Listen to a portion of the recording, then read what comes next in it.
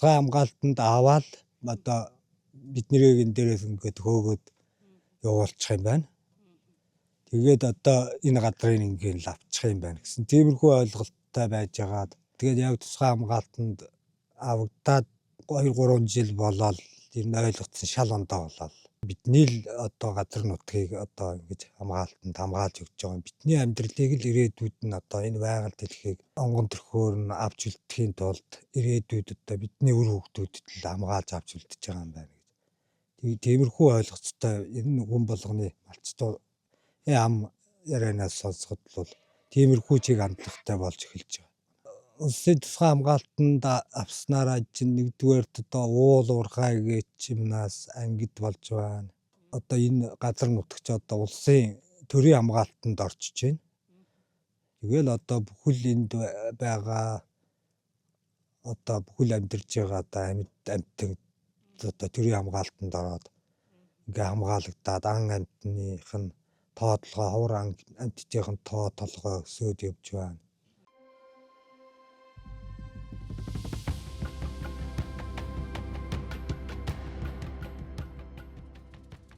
Хомын тал дэлхий дээр үлдсэн сүүлчийн зэрлэг адуу буюу тахийг байгальд сэргээн нутагшуулж буй 3хан газрын нэг. Завхан аймгийн Дөрвөлжин суманд орших Цүлжүүхээр Хуурайхээр хосолсон энэ нутаг баруун талаараа хар ус нуур, дөргөн нуур, зүүн талдаа Завхан гол, өмнөд хэсэгтээ Монгол элсээр хүрээлэгдсэн. Хуурай газрын байгалийн арал бүхий энэ өвөрмөц байршил зэрлэг амьтад амьдрахад хамгийн таатай. Хүний сөрөг нөлөөлөл багтай газар хэмээн үнэлэгддэг. Улаанбаатар хотоос 1300 гаруй км-ийн алсад орших энэ тал 6 жилийн өмнө байгалийн цогцлборт газрын ангиллаар улсын тусгай хамгаалтад орсон түүхтэй.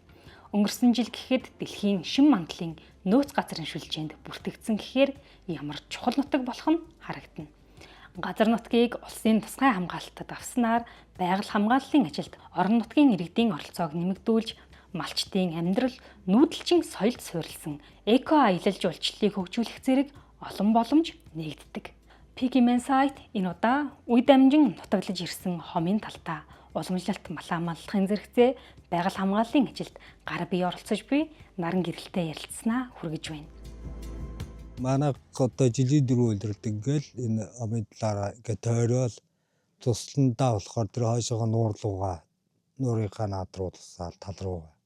Тэгэл намаржаа үйлж өн болохоор наашаага нутаглал эргээл хаваржаа эргээл доошоогоо тэр нуур тал руугаа нутаглал ингээл нутаглал байж идэг.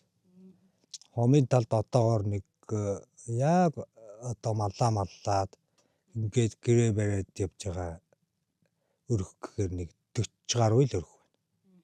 Торолцсон талбай нь болохоор үндсэндээ одоо тусгай хамгаалтай газрын онцгой бүс нь болоод явдаг.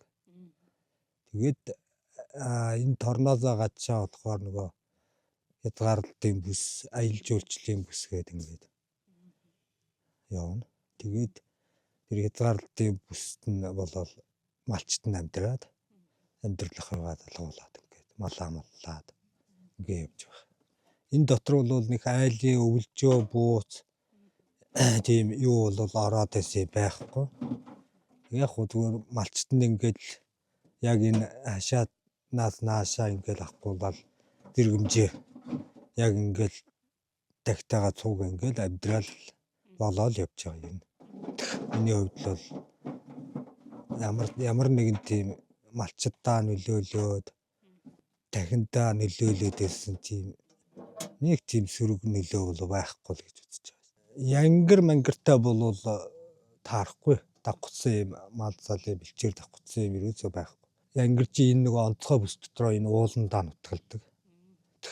Тэгээ яг гоо цагаан дээр хар сүлт дээр Монгол бүхэн эднэртэй бол яг гоо яг энэ малчтын нутгалж байгаа газраар ингээд нүүж нутгалдаг амьтд учраас эднэр бас жоохон давхцах тохиолдлууд байна. Монголын мал аж ахуй бол одоо сүүлийн үед бас их өсөөд нэг хит өсөөд ингээд нөгөө бэлчээрийн даат гэж юм бас их миний ойлгож энэ бэлчээрийн даат нь хэтрээд одоо энэ ургамлын одоо нөгөө зүйлийн бүрдэл ховор ургамлууд энэ нь бол ингээд устдаж өгөө болж байгаа тал их ажиглагдаж байгаа юм л да. Ингээл бэлчээргүй болгоол хайж гарч одоо цаашдаа нөгөө үр хөвгтөн тэр хойжтой энэ нутагтаа одоо цаашдаа амьдарч явах одоо энэ юм нь хумигдаад байна л гэсэн үг л тий. Тэр газар нутгийг онгон төрхөөр нь ирээдүйн хойжтой одоо зөв боловсон авч үлдэхэд бол ганц арга нь бол одоо энэ тусгай хамгаалтанд авах л энэ л арга хэрэгсэн. Улсын тусгай хамгаалтанд авч л тэрнийг бүрэн бүтнээр нь одоо авч үлдэнэ, онгон төрхөөр нь авч үлдэнэ л гэсэн үг л дээ. Ер нь. Тэглээгээд малчтад сөрөг нөлөө байхгүй гэж үзэж байгаа миний хувьд бол. Тэгэхээр одоо малчтын одоо ганц хийх зүйл бол одоо ойрын одоо хугацаанд хийх авах арга хэмжээ бол тэр малынхаа тоодлогоог байраад тэр орлогынхоо их үүсвэрийг нэмэгдүүлэх тийм л аж тээвэл болох юм бол гэж би ойлгож байгаа.